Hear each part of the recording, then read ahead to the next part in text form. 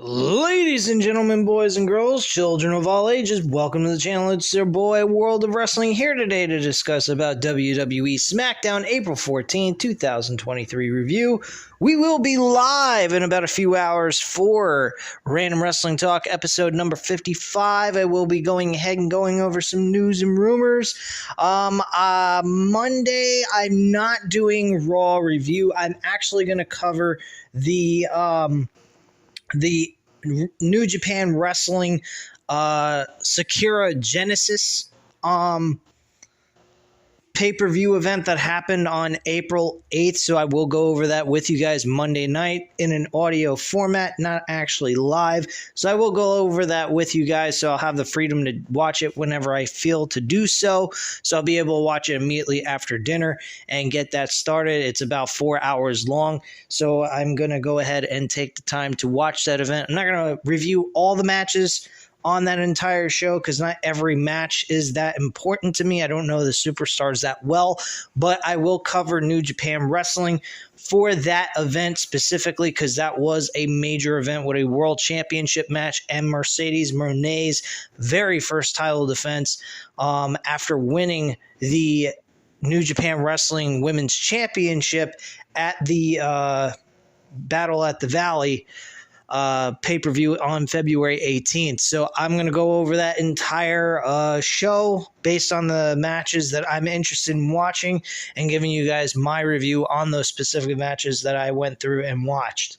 But anyway, guys, let's get into Smackdown. Let's discuss that. In about a few hours, we will start the Random Wrestling Talk episode number 55, going over everything that I have discovered in wrestling news. And one of the major reports about mostly just AEW stuff is going to be filled up with Random Wrestling Talk today. So let's get into SmackDown and talk about this piece of shit show that I had no fucking care whatsoever for. This was fucking garbage. I particularly did not care for SmackDown all that much. It was pretty stale for me. I'm not going to say it was complete and utter garbage, but at the end of the day, guys, this is a fucking travesty beyond belief. Very lackluster. Seems like just laziness, really. It doesn't even seem like they're, insulting your intelligence, but there doesn't seem to be a whole lot of effort coming out of WWE on this SmackDown episode this past Friday. So let's go over it. We have SmackDown kickstart with the tag team champions Kevin Owens and Sami Zayn walking down to the ring. The fans are chanting for Sami as he thanks them. He says it has only been 2 weeks since one of the most historic nights of all time. He says for the first time ever, the tag team titles were the main event of WrestleMania, and they closed the show as champions. Zayn says they haven't had time to process or think about it because of everything that is happening with the bloodline. This led from that to Owens saying it's exciting. Everyone loves the draft, but he knows for a fact that regardless of where they end up, they are the undisputed tag team champion. And as far as they have worked to win them, they will, what the fuck? I lost my place. They will defend them with everything they have, Raw or SmackDown. And speaking of defending them, he knows for sure that sooner rather than later, the Usos are coming for a rematch. Out come the Usos and Solo Sikoa to the ring. They tell them that they have been champions for 2 weeks, but they were champions for 2 years, and they know nothing about pressure. Zayn says that it's true. They are the ones who have to report back every week to their daddy Roman Reigns without the titles. Jimmy tells Zayn that the bloodline is more dangerous than ever. They are more stronger than ever. The Usos leveled up. They don't want Solo to Jimmy tells them that Usos will be 9-time tag team champions. Jay says there are no cracks in the bloodline. Just like when they take back those titles, Zayn and Owens will do what they always do. Fold under pressure, turn on each other, and Jay tells Owens that it will be Zayn backstabbing his brother, just like he backstabbed his entire family. Zayn says he wishes he was as good at anything as good as... Wait, let me repeat that. Zayn says he wishes he was as good at anything as good as Jay is to lying to himself. He says if he wants to act like Roman is cool about them not being champions and no cracks in the bloodline about Solo being ready to drop him last week, he is fine with that. It doesn't matter what he has to say because the Usos did not come out here to just talk. The Usos dropped the microphones and surround the ring. Matt Riddle, of course, jumps over the barricade and attacks Solo Sikoa as both teams fight over the barricade. Solo goes for this spike, but Riddle ducks and hits him with the knees to the face. Riddle climbs the top rope as the Usos drag him to the outside, out of the ring. And Zayn and Owens enter the ring and raise their title belts. So that was a good start. That was a nice start to the show. I will give them that. But the rest of the show just went right down the fucking tubes, man. And the main event was rinse and repeat of the same old shit. I mean, we had Solo Sikoa versus Matt Riddle in the main event. Matt Riddle ends up losing.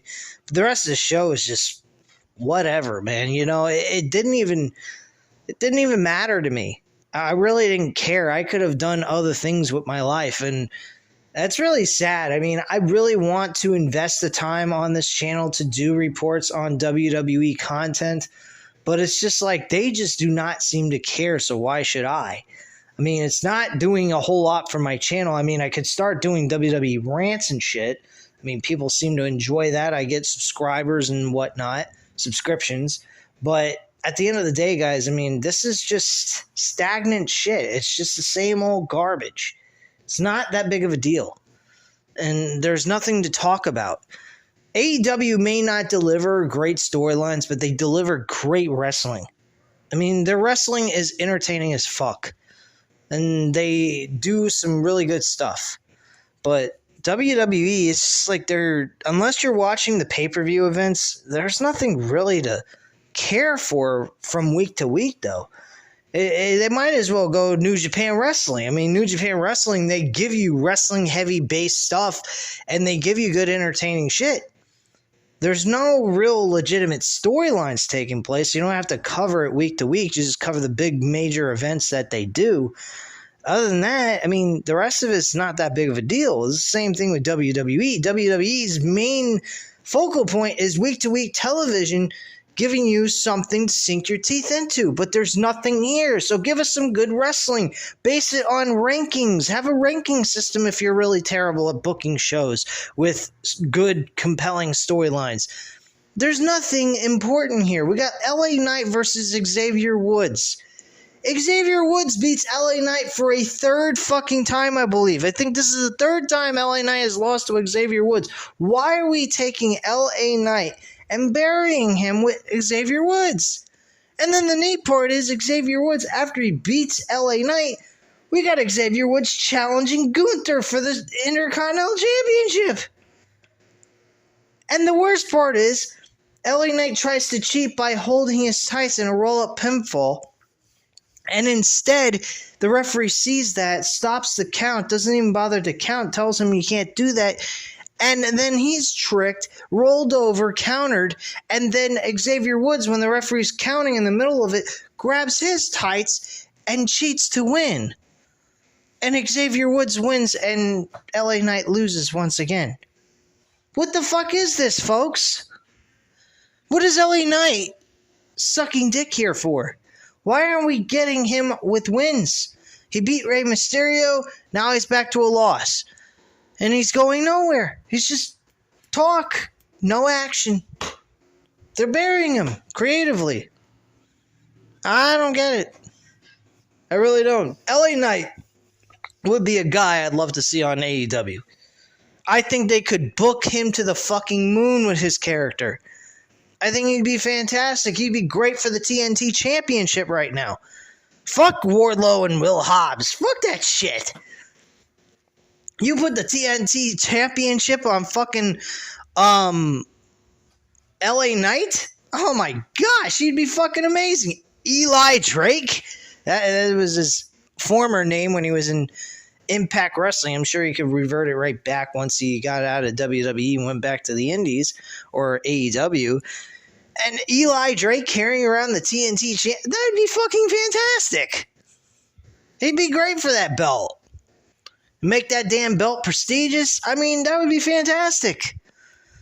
Fucking joke, man, what they're doing with fucking LA Knight, man. Xavier Woods wins the match. Great. Wonderful. So Imperium's backstage with Gunther, is speaking to Vinci and Kaiser in German. And in comes Woods, playing the trombone, making a mockery out of Gunther, as if he's some kind of joke. And Kaiser tells him that Imperium are working as he keeps playing. And Gunther stops Kaiser as he turns to Woods. Gunther tells Woods if he wants his attention, he should approach him in a respectful manner. But Woods is a goof, and he doesn't like goofs. He can beat the respect into him on the mat. Woods says he has been champion for a long time, and they never had a match. And with the draft coming up, he feels like he is more than ready to take his title. We cut to Riddle, Zayn, and Owens, who are backstage. This was actually a good segment. We see a little Matt Riddle being more serious than a goofball, and I liked what we saw here. This was actually a good segment, in my opinion. So Zayn thanks him for what he has done and tells him that Solo is dangerous, and he feels horrible about when Solo had attacked him. Owens tells him to screw being careful. He wants revenge. He has to take Solo out the way Solo took him out. Riddle tells them they are both right, but he is prepared for tonight. He gets a little kind of intense with Kevin Owens, kind of grabs him by the collar of his shirt and says, I'm ready for him, bro. And he just shoves him a little bit as to show he's fucking ready for business and he's ready to kick some ass, which I liked. I thought that was fantastic. I thought that was a very good segment. And I appreciate what they did here with Matt Riddle and the Sami Zayn Kevin Owens segment. Thought it was excellent. We cut to Kayla, who is backstage with Damian Priest, Rhea Ripley, and Dominic. She says Zelina embarrassed Rhea last week as Rhea and Dominic get angry. Priest tells Kayla that Ray and the LWO should never have gotten involved in their things, in their business. Priest's music hits as the Judgment Day head to the ring.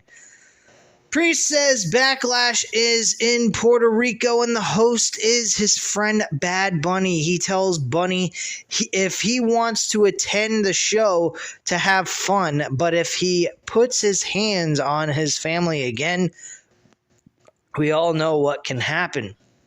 Priest points to the Titan Shrine, and we see Priest slamming Bad Bunny through an announce table, and then he wants it in slow motion, I believe. Back in the ring, Rhea is laughing, and the fans are booing. Priest says that was bad, but he needs everyone to watch that again in slow motion. They show the replay again in slow motion, and back in the ring, Rhea Ripley is still laughing. The LWO's music hits, and out comes Zelina Vega as Rhea leaves the ring, and the LWO attack Priest and Dominic from behind and leave the ring. So our next match is Santos Escobar against Damian Priest. This was actually originally announced for this to actually take place, so they were kind of just transitioning from one thing into a match overall, so that it wasn't like, oh, they attacked him and then they said, okay, let's have a match. It was already planned, so that was a plus. I hate when they fucking do that shit. Oh, there was an attack, so we got to make a match happen instantly. No, you don't have to do that shit. But this was already set in stone before the show even started, so this was the expected match to take place in the first place, so it wasn't an impromptu matchup. Santos Escobar loses to Damian Priest with the South of Heaven, and he gets the victory. Match was so. I mean, it was okay. Damian Priest, I mean, he's been, after WrestleMania, he's been on fire. I mean, he has been doing a lot of stuff here since after WrestleMania. Finn Balor, Dominic Mysterio, kind of like taking a backseat to Damian Priest. The main focal point now on Judgment Day is Damian Priest, which I think is excellent. I think that's an excellent idea that they're rotating characters and which one's the important one going into an upcoming pay-per-view. I think that's excellent. I think that is a smart idea. It makes everyone in the group seem important and valuable. Nobody's above the other. So it's a good thing, and the focal point is on each and every one of them being rotated throughout the pay-per-views that come up. So I think that's smart. Very smart. Dominic Mysterio is still important. He's got a storyline that's important. Finn Balor is kind of in the background doing his thing and still hanging around with the Judgment Day, but he's still somewhat relevant. I think he's going to play a very vital role in the Rey Mysterio and Bad Bunny matchup coming up at the Backlash pay-per-view. I think that is what is going to be, a tag team matchup, which would make more sense. I think Finn Balor will help them get this victory, and Dominic and Damian Priest are going to beat Rey and Bad Bunny. That's what I think is going to happen. So after the match, Priest grabs Escobar on the outside of the ring as Rey's music hits. Rey jumps Priest off the barricade. Dominic is in the ring, and Rey gets in the ring and right hands by Rey. He trips Dominic up for the 619, but Priest and Rhea save Dominic from getting hit. The Bloodline are backstage. Heyman says he just got off the phone with Roman. He says that Riddle didn't just embarrass Solo, he embarrasses their entire family. Heyman runs down the names of family members as Solo puts his arm on Heyman. He tells Heyman to tell the tribal chief that he has this as Heyman walks away. Back from the commercial break, we have the new WWE Women's Tag Team Champions Raquel Rodriguez and Liv Morgan in the ring, and pyro goes off on the stage as Liv says they are happy and proud to be standing as the new tag team champions. Raquel says and they brought the hardware home to Smackdown, but she would like to take this time to say thank you to Liv. Raquel thanks Liv for sacrificing her body so that she can use her as her own personal weapon. Liv tells her she will always let her throw her onto people. Liv says incredible things happen when you least expect it, and they are still getting to know each other. Sonya Deville's music hits, and out comes Chelsea Green and Sonya Deville. Sonya says listening to them made her dumber by the minute. Oh, so you're saying that you were already dumb to begin with. You just became even more dumb.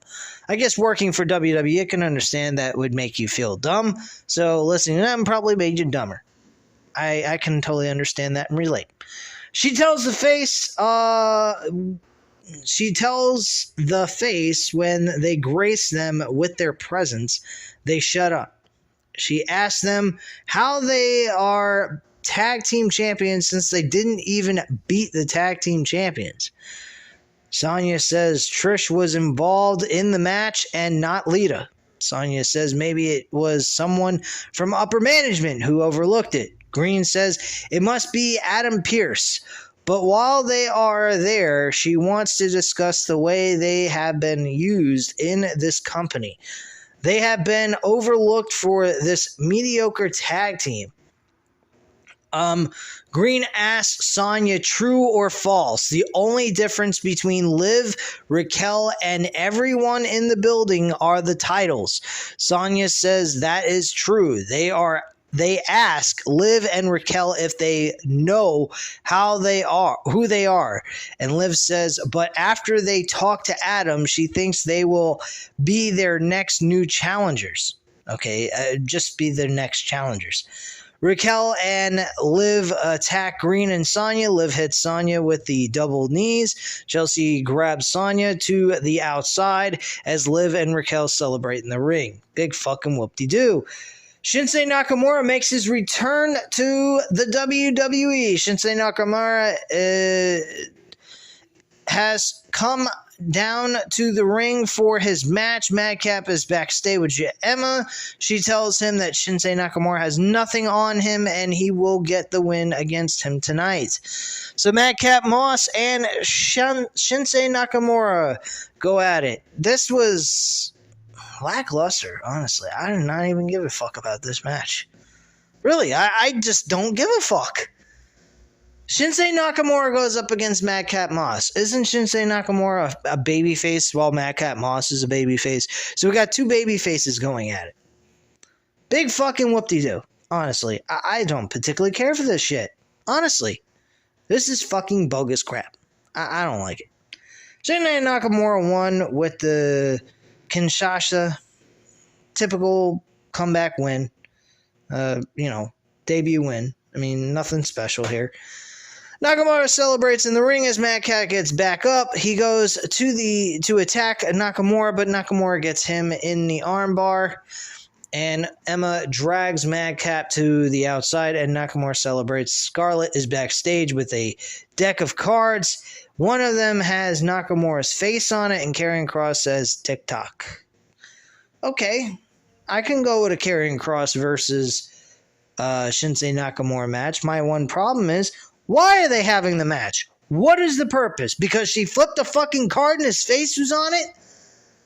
What is she, a fortune teller? She can tell the future, what Karrion Kross's destination is and who he's supposed to go after next to prove who he is? As to earn a right to a world championship match? I just do not understand this bullshit. Really, this is fucking ridiculous. We have no purpose, rhyme, or reason. She just flips a card and his face shows on and that's it. Okay, whatever. I mean, I guess if we don't need to make sense here in WWE, why should we? Whatever. Ricochet's backstage, and Ricochet and Braun Strowman are walking backstage. They are attacked by the Viking Raiders. Why they're being attacked, I don't know. I guess because Ricochet had a victory over Kaiser.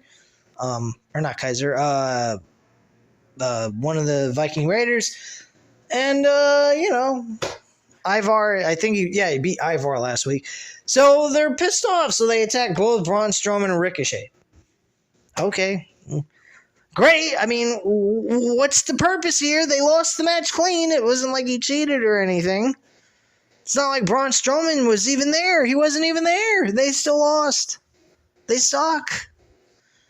They hit Strowman with a piece of metal equipment and slam Ricochet through a table.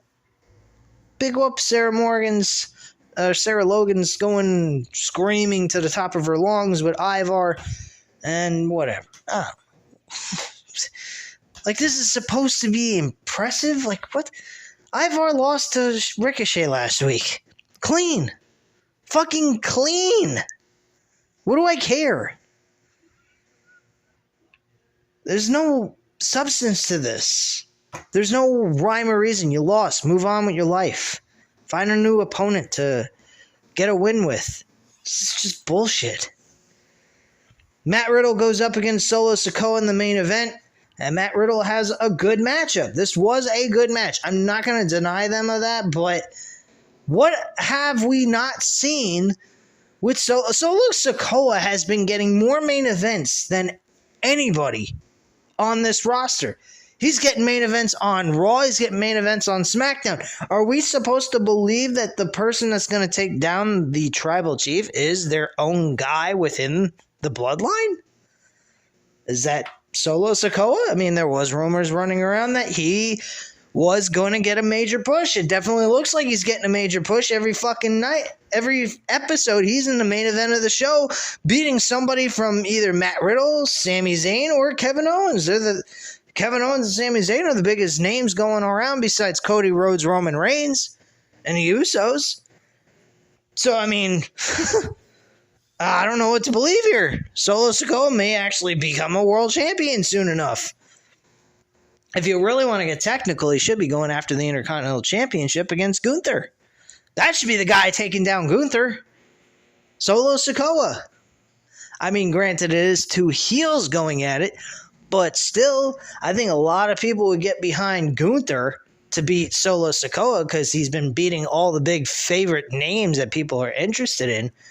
So why not give Solo Sikoa a big, huge win against Gunther for the Intercontinental Championship at now they changed the name, which I'm going to talk about here on Random Wrestling Talk in a few hours, that he's going to be, it's Night of Champions now. It's no longer King of the Ring and Queen of the Ring for the Saudi show. So why not have Gunther lose to Solo Sikoa at the fucking Saudi Arabia show? I think that would be a great idea. Or if they want to stretch it out to SummerSlam, by all means, go ahead and do that. I'd be fine with that too. But, I mean, Solo Sikoa has been looking like a fucking man on fire. He looks like he's fucking possessed. I mean, this guy has been beating everybody. And he's in the main event every fucking week. On both shows. I mean, it's like Solo Sikoa is a substitute for fucking Roman Reigns at this point. For the time being, until Roman Reigns comes back. But you get my point. Anyway, guys, that is pretty much it. The show was, whatever. It was there. You watch it. You get over it after 2 hours. You move on with your life. That's all it was. It wasn't that big of a fucking deal. But anyway, guys, that's all I have to say at this time. You know what to do. Hit the like button if you like this video. Hit the subscribe button if you're not already subscribed to the channel. And leave a comment down below. I'll definitely get back to you on that. And I thank you guys very much for watching. And have a great night, guys. Bye.